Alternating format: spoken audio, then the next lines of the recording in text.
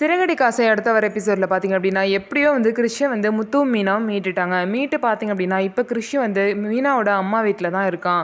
அவங்க பார்த்திங்க அப்படின்னா ஸ்கூலில் இன்ஃபார்ம் பண்ணுறதுக்காக போய் இன்ஃபார்ம் பண்ணிட்டாங்க. அப்போதைக்கு கிறிஷோட கார்டியனாக பார்த்திங்க அப்படின்னா மகேஸ்வரி, அதாவது ரோஹினியோட ஃப்ரெண்டு மகேஸ்வரி வராங்க. என்னது நீங்கள் தான் கிறிஷோட கார்டியனான்னு கேட்கும்போது, ஆமாம் கிறிஷோட அம்மா கல்யாணி எனக்கும் ஃப்ரெண்டு தான் அப்படின்னு சொல்கிறாங்க.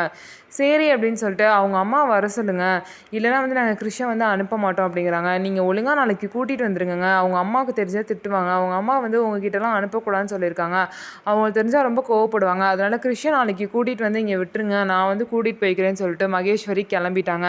மீனா பார்த்திங்க அப்படின்னா கிறிஷோட அம்மா நம்பர் கொடுங்க, நான் பேசணும் அப்படின்னு சொல்லியும் கூட, இல்லைங்க அவங்கள கேட்காம நம்பர்லாம் கொடுக்க முடியாது, நான் கிளம்புறேன்னு சொல்லிட்டு அவசரமாக மகேஸ்வரி அங்கேருந்து கிளம்பிடுவாங்க. இதனால் மீனாவுக்கு இன்னமும் டவுட் வந்து அதிகமாகும். அதுக்கப்புறம் வீட்டுக்கு போனதுக்கப்புறம் பார்த்திங்க அப்படின்னா ரோஹினி வந்து ஒரு ஆக்டிங்கை போடுவாங்க. இந்த மாதிரி வந்து வித்யாவோட ஃப்ரெண்டு வந்து மகேஸ்வரி, அவங்க வந்து கிறிஷுக்கு கார்டியனாக இருக்காங்களாம், கிறிஷோட அம்மா வந்து அவங்களுக்கு ஃப்ரெண்டா.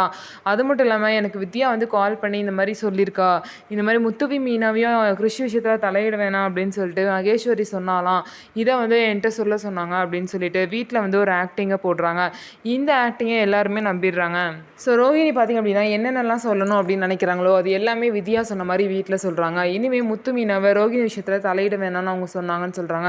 இதுக்கு முத்து வந்து என்ன பதில் சொல்கிறான்னா, எங்களால் அப்படிலாம் இருக்க முடியாது, ஸோ அவங்க அம்மா எப்படி வந்து அவனை போர்டிங் ஸ்கூலில் சேர்த்துட்டு அவங்க விஷயத்துக்கு போகலாம், அவங்கள இங்கே வர சொல்லு, இங்கே வந்து பார்த்து எங்களை பேச சொல்லு, அப்போ தான் கிறிஷை வந்து நாங்கள் விட முடியும், அப்படி அவங்க கிளம்பி வரலன்னா நான் எப்படியாவது கண்டுபிடிச்சி அவங்கள வர வைப்பேன் அப்படிலாம் சொல்லிட்டு முத்து சொல்கிறாரு. இதனால ரோஹினியும் கொஞ்சம் பயந்துருக்காங்க.